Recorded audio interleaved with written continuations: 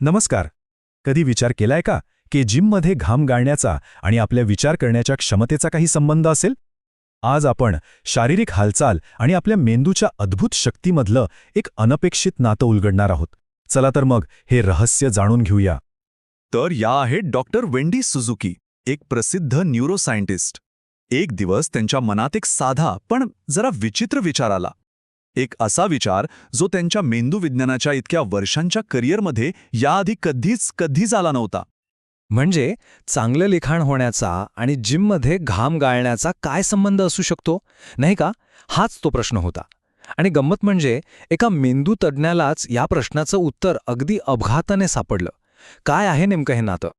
चला तर मग सुरू करूया एका न्यूरोसायंटिस्टच्या कहाणीने. त्या स्मरणशक्तीच्या एक्सपर्ट होत्या, पण गंमत बघा, त्या स्वतःच आपल्या स्मरणशक्तीच्या समस्येशी झगडत होत्या. डॉक्टर सुझुकी यांनी आपलं संपूर्ण आयुष्य मेंदूच्या ह्याच भागासाठी म्हणजे हिप्पोकॅम्पसच्या अभ्यासासाठी वाहून घेतलं होतं. हा तोच भाग आहे जो आपल्याला नवीन गोष्टी लक्षात ठेवायला मदत करतो. आपलं मेमरी सेंटरच म्हणा ना. पण इथे एक मोठा विरोधाभास होता. व्यावसायिक आयुष्यात त्या मेंदूच्या कार्यावर प्रभुत्व मिळवत होत्या, पण त्यांच्या वैयक्तिक आयुष्यात त्यांची स्वतःचीच मानसिक क्षमता, त्यांचं लक्ष सगळं काही कमी होत चाललं होतं.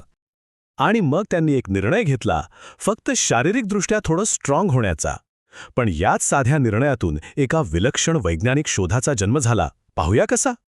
त्यांच्या बदलाचा प्रवास खरंच खूप इंटरेस्टिंग आहे. सुरुवातीला कामाच्या ओझ्याखाली दबलेल्या आणि सुस्त असलेल्या डॉक्टर सुझुकी यांनी जिम जॉईन केलं. 1.5 वर्षात त्यांचं वजन कमी झालं, त्यांना एकदम फ्रेश वाटू लागलं. पण खरा बदल तो वेगळाच होता. त्यांना जाणवलं की त्यांचं लक्ष अधिक चांगलं लागतंय. त्यांची स्मरणशक्ती पूर्वीपेक्षा खूप तीक्ष्ण झाली होती.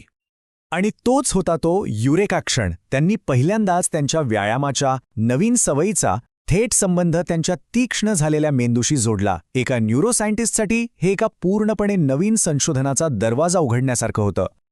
मग नक्की त्यांच्या मेंदूत काय घडत होतं आणि जेव्हा आपण हालचाल करतो तेव्हा आपल्या प्रत्येकाच्या मेंदूत नेमकं काय घडतं?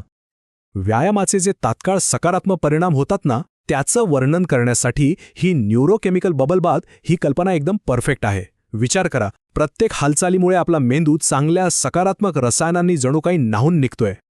इथे व्यायामाचे 2 वेगवेगळे फायदे समजून घेणं महत्त्वाचं आहे. पहिला आहे तात्काळ परिणाम, म्हणजे मूड एकदम छान होणं, आणि दुसरा आहे दीर्घकालीन परिणाम, म्हणजे आपल्या मेंदूच्या रचनेत होणारा खरा पक्का बदल. आणि हेच ते 2 महत्त्वाचे बदल आहेत.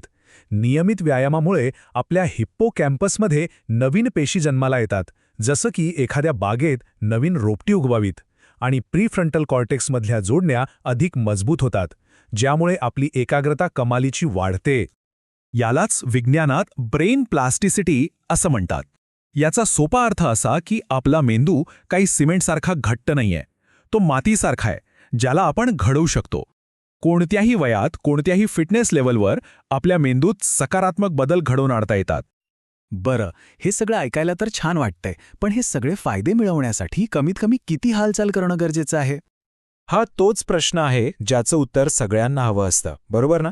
की कमीत कमी किती व्यायाम करून खरं परिणाम दिसू शकतो?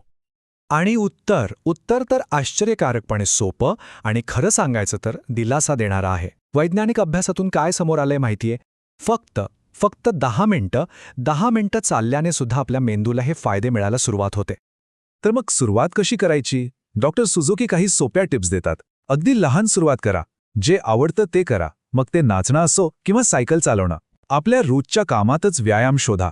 आणि हो, शक्य असल्यास मित्रांसोबत करा, म्हणजे अजून मजा येईल. आज बरं वाटण्यापलीकडे हालचाल करण्यामागे एक खूप मोठं दीर्घकालीन कारणसुद्धा आहे. आपलं दीर्घकालीन ध्येय काय असायला हवं? तर ते आहे आपल्या मेंदूच्या मेमरी सेंटरला, म्हणजेच हिप्पोकॅम्पसला शारीरिकदृष्ट्या मोठं आणि मजबूत बनवणं. उदाहरणार्थ, स्वीडनमध्ये एक महत्त्वाचा अभ्यास झाला. त्यात काय दिसलं तर ज्या महिला त्यांच्या मध्यायुष्यात जास्त फिट होत्या त्यांना डिमेन्शियासारखा आजार सरासरी 9 वर्ष उशिरा झाला. विचार करा, तब्बल 9 वर्ष. हा काही लहान काळ नाहीये. यातून मिळणारा सगळ्यात महत्त्वाचा संदेश हा आहे की आपला हिप्पोकॅम्पस जितका मजबूत तितका तो वाढत्या वयाच्या आणि मेंदूच्या आजारांच्या परिणामांना तोंड देण्यासाठी अधिक कणखर बनतो. जणू काही आपण आपल्या मेंदूसाठी एक संरक्षक कवचच तयार करतो. ते मुद्दा अगदी स्पष्ट आहे. आपल्या मेंदूचं भविष्य हे आपल्याच हातात आहे.